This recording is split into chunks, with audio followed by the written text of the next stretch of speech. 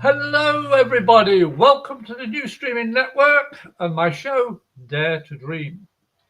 My name is Reverend Graham Williamson. I'm a third generation international intuitive, evidential medium, and psychic.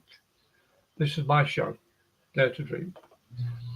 The topic for today is what do readings really accomplish? Strange title, isn't it? But I've been doing a lot of readings, especially of late. And a lot of people come with fixed ideas and sadness, heartache, grief, anger, frustration, all the emotions of losing somebody.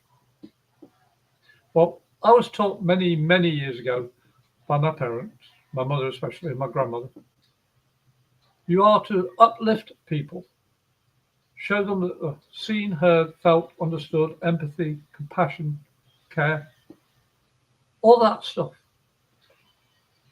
A person's coming to a medium or a psychic for help. So the first thing I do is say to people, I'm not going to read your future, but how can I help you? Well, I need to know about tomorrow, and I need to know about relationships. I said, 9 times out of 10, people drag the past along with them, the heartache, the pain, the loss, and they won't let it go. And I understand. I totally understand it. But being a medium, and I've talked to my mother for over 20 years now since she's been passed, and my grandmother, and all those people of my family that have passed, I talk to them. I see them, feel, hear them.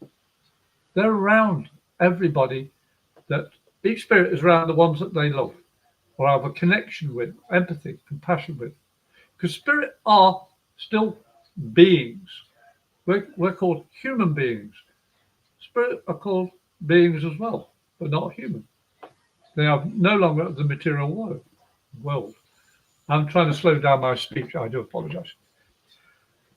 The whole point of a medium is to be a conduit for these beings that have traveled up to the next plane of existence. Call it the astral plane, heaven, whatever you want to call it. I'm not being derogatory. It's just whatever makes you feel comfortable. Your spirit connections are around you. And I told numerous people this weekend at an event I was at about loved ones tapping into their memories. And a woman said, my husband passed 3 months ago and I can't hear him. He's not with me. And I said, love, how many times have you thought about him when you've woken up or in dreams? She said, every minute of every day.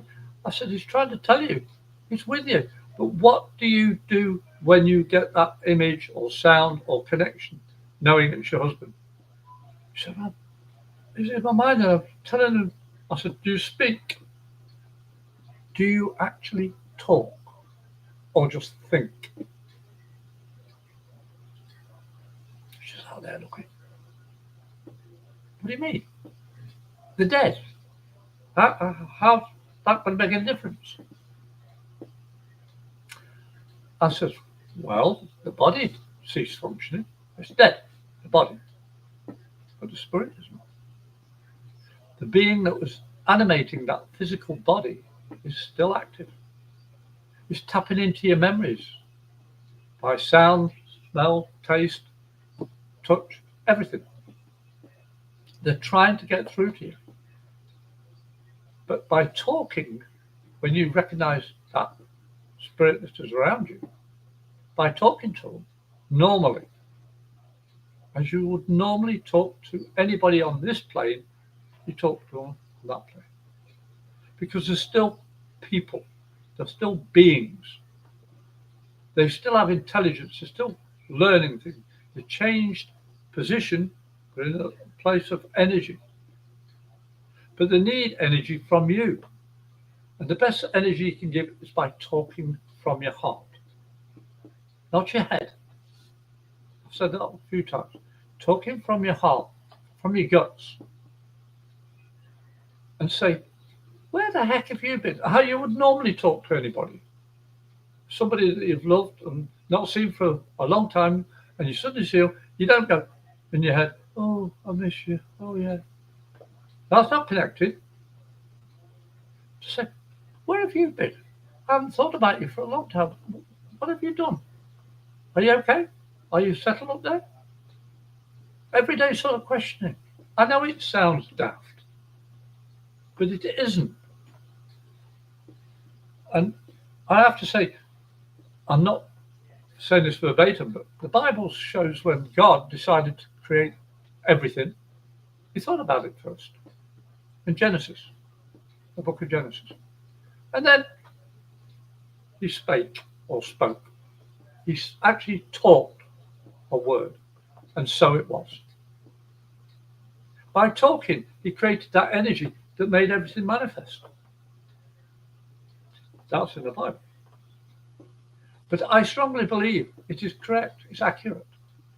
By speaking or signing to show communication, because some people are deaf, some people are mute, and some people are blind, but they still have images, feelings, sensations within them.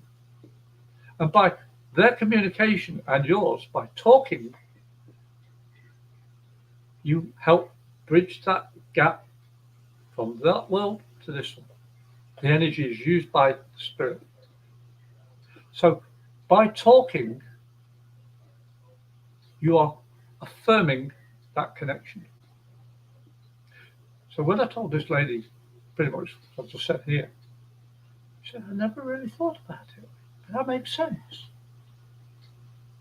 I said, well, I hope so. She said, but why did he have to go? And I said, well, I can't tell you why, but it was his time. He died by natural causes. I see that he was in hospital. And I gave her the rundown. And she said, how do you know? I said, he's telling me. But one woman I had did not believe her husband, another one, who died about a year ago. And she literally said, nobody's ever proven to me that my husband's trying to get round or talk to me. I think about him all the time. I'm talking, but he doesn't listen or doesn't answer. I said, do you give him a chance to answer? She said, what? Well, you want. But what do you need? I said, what do you mean, what do I need? I need my husband back. I said, he's not coming back the way you want him. He's had his time with you. You've got to remember him in a positive manner. And I said, he was a practical joker, wasn't he? Said, oh, yeah. How do you know? And honest to God, as I was sitting here, I said, I'm seeing this gentleman in a decent pair of boxer shorts. Well, you could have knocked her over with a feather. Oh, man. He always used to do that. He always used to dress up and come out. Top half was all dressed up. The bottom, just a decent pair of boxer shorts or Bermuda shorts. He was decent. He was just had a zany sense of humour. I said, well, I'm glad you could confirm that he wears boxer shorts. I said, he really is around then, isn't he? I said, yeah. I said, you'd be looking at his, pardon the term, drawers, as in where you put things in. You've been moving things around. He says, I can't find my boxers anywhere. I said, well, I only packed them away recently. They've been in there since he'd been passed, and they're just there. And I think it's time to move them. I don't know what to do with them. It's well, underwear you don't give to anybody else. You get rid of them. Hygiene. It don't matter if you wash them. Outer clothing, yeah, scarves, hats, gloves, boots, whatever, yeah. Underwear, yeah. You sound just like my husband. I said, well, he's telling me all this stuff. And because she came in depressed, by the time I finished, 15 minutes, she was so positive. Just, yeah, he's still around. Yeah, he still loves me. Yeah. So it did matter. Readings matter when you are uplifting somebody, proving that their loved ones are still around them, demonstrating clearly that they are with their loved ones on this side. A lot of people go to see psychics and mediums. But as I've said many times, a medium is a psychic as well. But a psychic is not always a medium, because their modality is different. The material and the spiritual are different. I learned many years ago what the difference was, and I just take it for granted, but respectfully. Every single person that comes to me, I treat like a long-lost friend. I had a lady who came in a wheelchair with a daughter, and this lady in a wheelchair was, I don't know if she's any good. You go first. You go first. Now, I'm sitting at my table, and this lady is about 10 foot away with her daughter, just about to walk over to me with the daughter. And I said, you're just the same as always, you old bat, is what I called her. I said, what? I said, your husband's calling you an old bat. And he said, just wait until we've finished with this one, then come over afterwards. She stood up, mouth open, laughing. And she said to her daughter, I think this one knows what he's on about. And the daughter came over, and the first thing she said, may I give you a hug? I said, why? That's the first laughter she's had in 5 years since Dad died. That's a bit of responsibility, isn't it? And I still get the goosebumps from those readings. Well, most readings I get goosebumps. But when I get the goosebumps on the back of my neck, it's Spirit's way of saying, we connected. You did it right. You're here for that. Thank you. So every reading has to accomplish something. And I'm not just saying it like that as a negative. My job, and I take it seriously, my life is to help other people not be afraid of losing somebody completely. Physically, I can't stop that. We all lose those that we love at some stage or another, the physical. But what keeps me so positive is knowing that my loved ones, when they so choose, can be around me anytime they wish to and make themselves known to me. But I've started finding my CD record collection. And I've been playing them in the car, the truck, driving around, and I'm singing away. And I remember the people I was with who used to sing along with me who are now no longer here. You see, I want to keep their memory in me active. I know I'm not consciously asking for them to come around, but when I'm singing these songs that I used to do with my friends in the past, I know they're joining in. I'm making them hear that connection, and they come around. You see, readings have to accomplish something, a positive outcome. I've met many people who say, I just had a reading from that psychic medium. Made me upset. Told me, oh, I'm not going to live much longer. Well, I'm not going to do this. I'm not going to do that. No, they're not here. No, they're not. What? Sit down a minute. Give them a 5-minute free reading. Lift them back up. The friends come through. The loved ones come through. Because my job is not to let anybody go past looking miserable, feeling miserable, or dejected, rejected by their loved ones who've passed. Being a medium for me is what I am.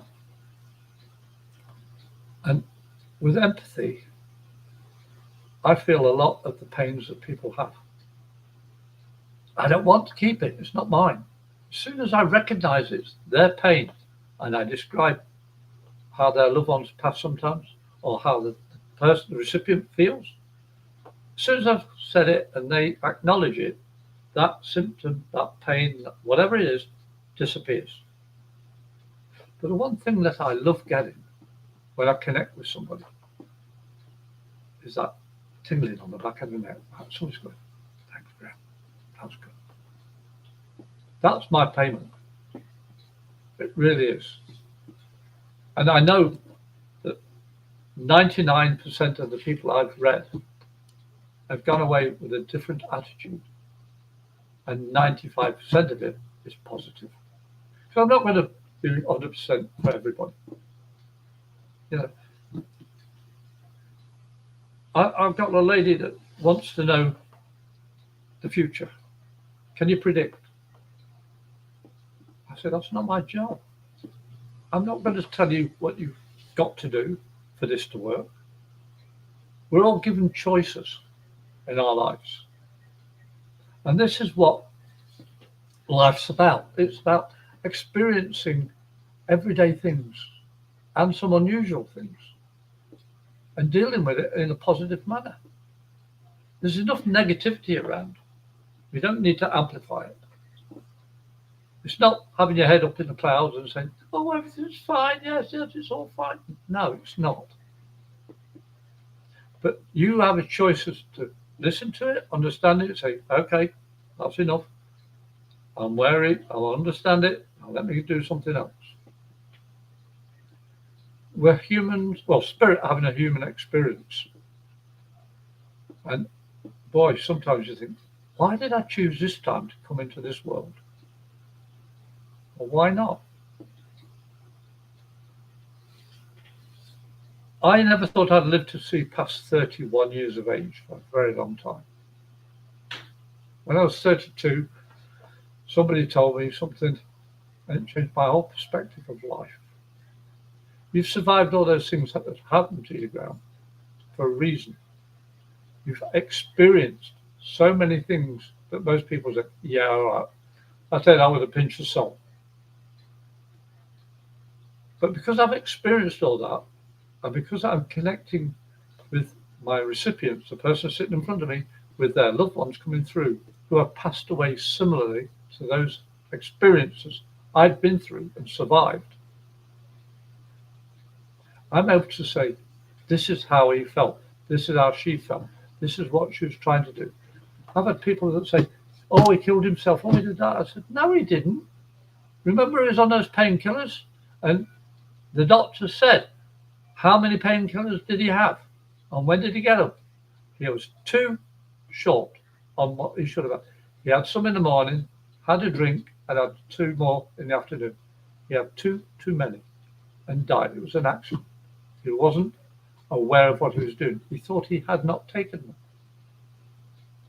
And he died from a drug overdose.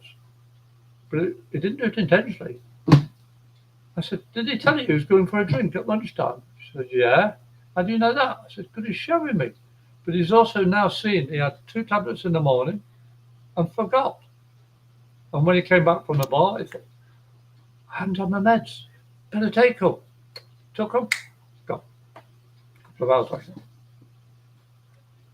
You see, they were living with all this guilt of not being there for the partner or husband or friend or family, whatever, has passed away tragically.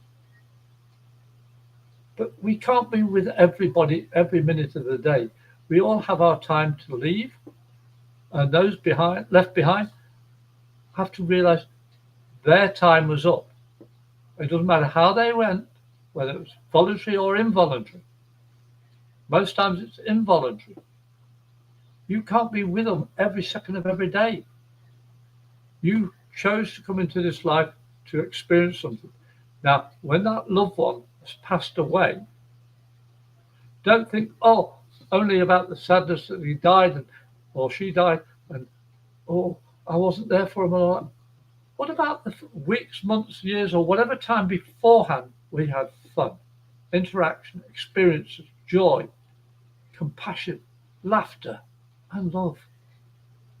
All that stuff is pushed aside because people say, Oh, but I miss you. You're not here anymore. My mum would come back from the grave and say, Graham, can you remember when we did this? I took you swimming in your best shorts in Markeaton Park, England. And we told you, don't get wet. What did you do? You got wet. Dad was a little bit upset, but everybody else was laughing. It can only happen to Graham. He goes out looking smart and gets soaking wet. And I'm laughing at the memory. But at the time I thought, Dad's going to get upset. He was a bit upset, but when he saw everybody laughing, he sort of joined in. You see, we come on this earth to learn how to deal with real material aspects of our lives.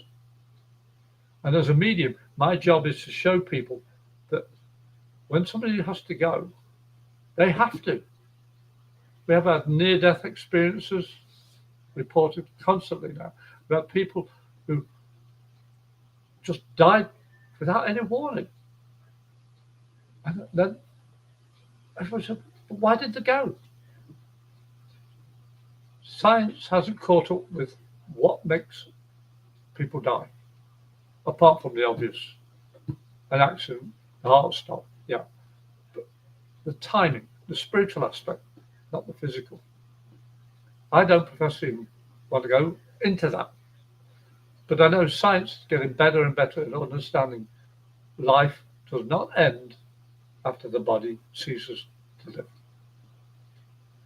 They've proved that spirits are in another realm. There's been so many recorded statements and factually proven that there is life after death. So if there's life after death, don't get as upset as you would normally get upset. Remember those that have passed with joy. Be sad that the physical is no longer possible in the way that we know it, being able to hold, hug, give a kiss. But you can still communicate with your heart from your mouth.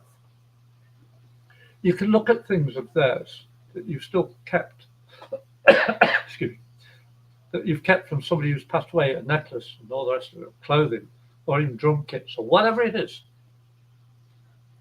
But don't put them into boxes. Don't put them into shrines and say, yeah, that's theirs. They're gone now. No. Use them. Use their things because they used them. People like musicians that have passed. What's the good of having a guitar that's just sitting there? They looked after it. They used it. They played it. They want people to listen to the music that they created. But just to leave the guitar stuck on a pedestal, that's a great memory. No. Have joy in your heart for those that you love and lost. Have joy in your memory. Talk to them. Keep that memory active. Talk to them every day. A lady came to me in a reading and said, a recipient, she said, nobody ever got my mum through. I said, you still make lousy flipping stews, don't you? You always put too much stock in, always too much seasoning. And I said, your mum said you don't even wear an apron. What? She said, yeah. And last night you did a chicken dish. Didn't work out, did it?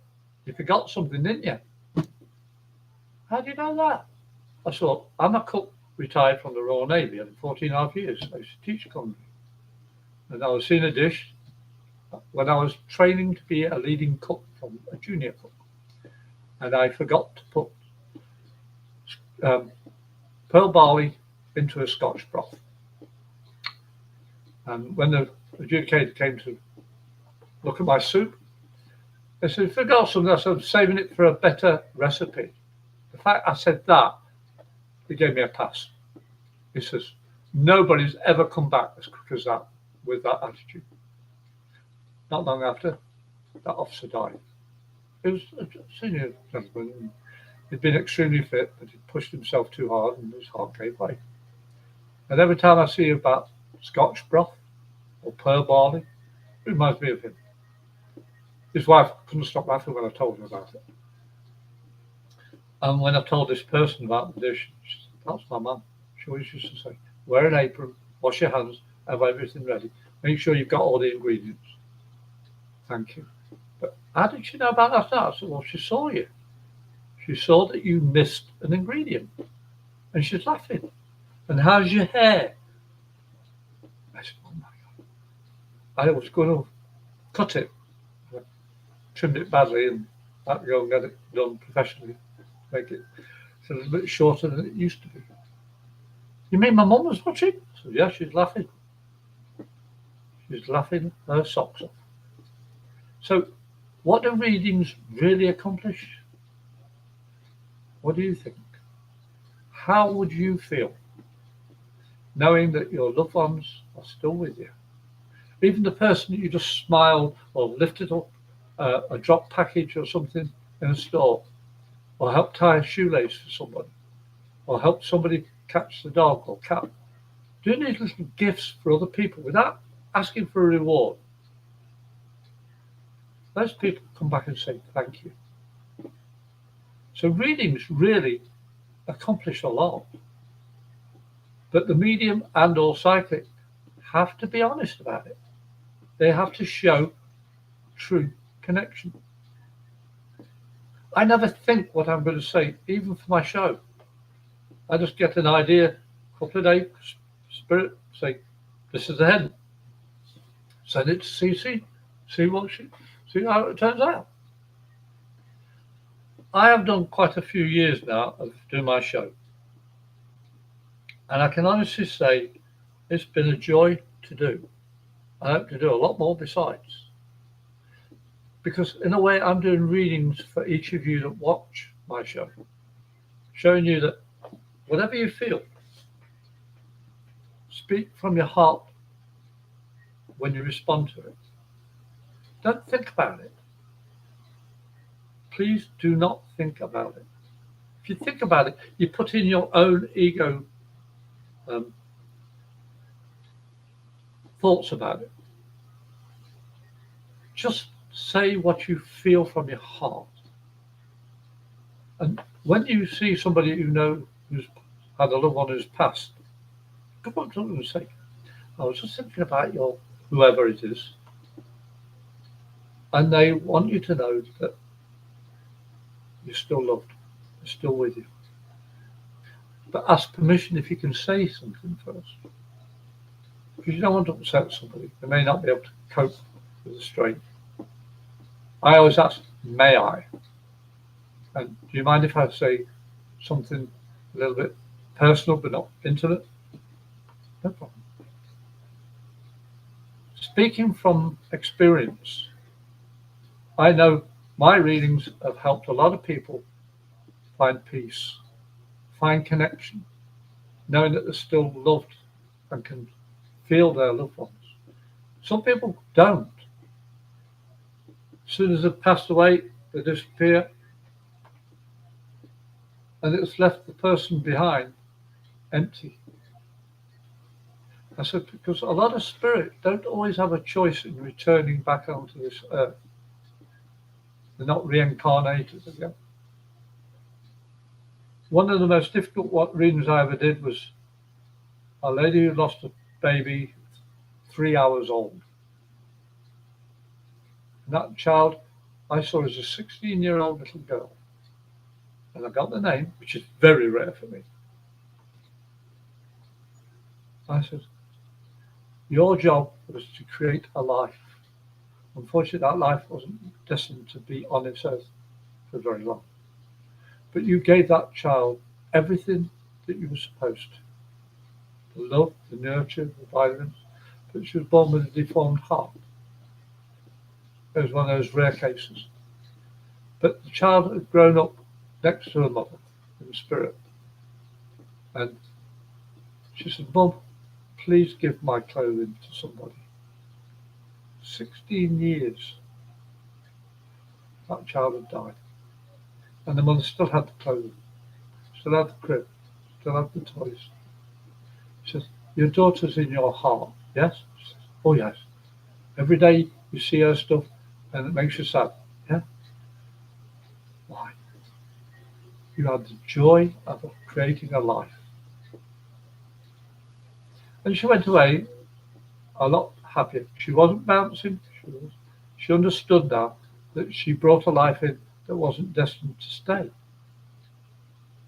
The fact she was picked to create that life the way she did, and still honours that child to this day. That's the beauty. The sadness is she hadn't learnt to go through her grief. And when I told her about clothing and that, I said, "You've still got it all pristine in plastic bags and everything, haven't you?" She said, "Yeah." She says, "Mom, give it away. You've got relatives who have children. Give them my clothes. Let them wear them. You'll see me alive in them." So readings really can accomplish a lot. But the medium's got to be honest, polite, empathic, compassionate, and have a lot of empathy. It's not an easy job to do, but it's one that can give you so much reward and accomplishment in life. I wouldn't trade it for the world, because whatever time I have on this earth, I want to make people happy. I want to make people say, "Oh, watch out, here comes Graham again. What's he going to do this time?" I can't go local stores without bumping into somebody I've met as a cashier, bagger, produce clerk in Publix for all those years I worked for them. And people bump into me, "I remember you. You used to drive us nuts and make us laugh. It's sad that you're no longer there. The place isn't as happy as it used to be." I say, "Isn't that sad?" I started the ball rolling and it stopped when I left. I've been trying to teach people through my shows. Every single one of us can connect to somebody else in a positive way. And teach them how to be happy. Teach them how to be positive. And that's what I do in my readings. But I read people every day. Every person I meet up with, I'm reading them. And those that know me know I'm reading them, because I tell them up front, "I'm not prying, but can you understand this, that, and the other?" And most of the people I know, no problem, Graham. But I don't talk to people who don't want to listen, who don't want to know, who do not like this approach of understanding there's life after the change called death. I respect that. But if I can make somebody laugh just for a minute, then I've done something worthwhile. I dare to dream of making people happy. And with the new streaming network, I've been able to do that. I have people in the room at the moment, 2 people. Welcome, whoever you are. I hope that when I finish my show today, that you'll go back, look at it, listen to it, and share it. Because I like to communicate with as many people as I possibly can. That's one of the reasons I do the show. And CC has made it possible for countless other people who do their own shows, different types. We are here to help other people, you.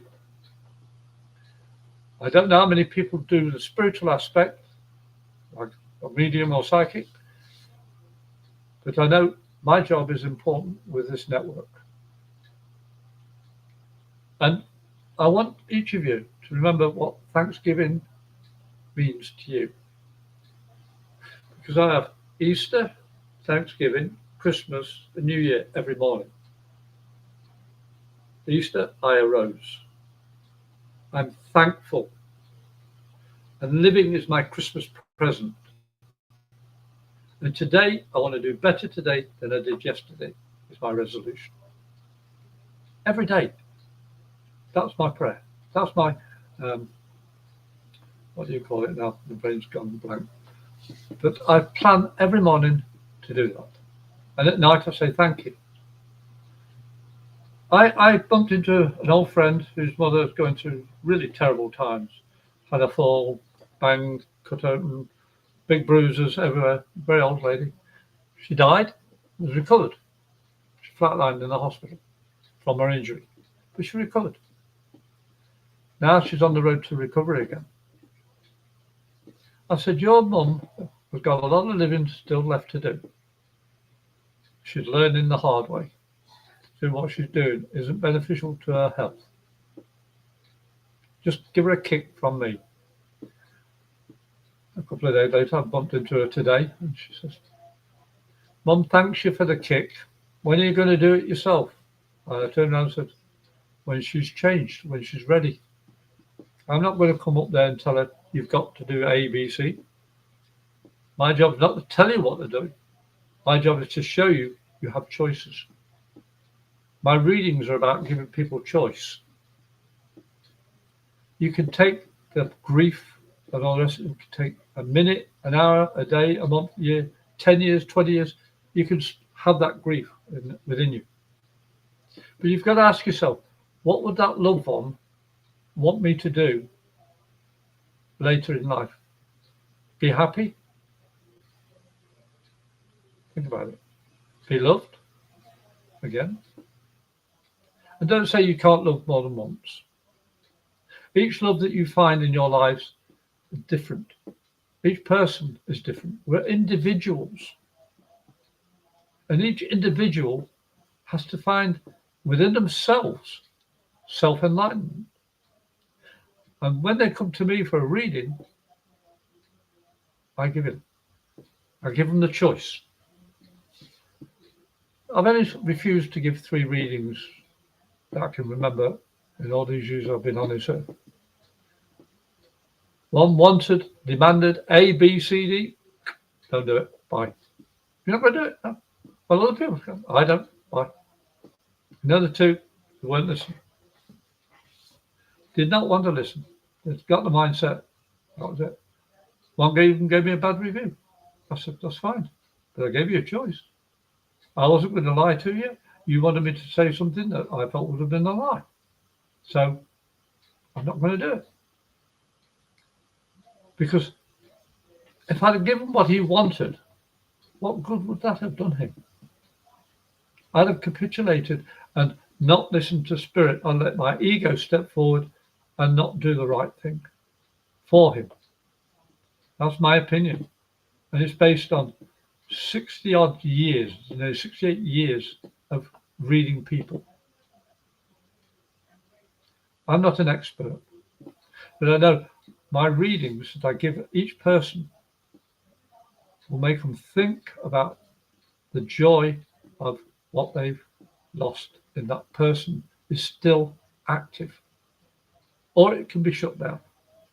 You can put them in a box, or the memoirs, the letters, the clothing, whatever it is. You can put it in a shrine and leave it there to rot, or collect dust, or fade away. What good's that? I want people to know my energy. I want people to understand that I'm here for you. I want to show you that when I do a reading, I can uplift you. Not me personally as Graham, but because of the connection we have through spirit as a medium.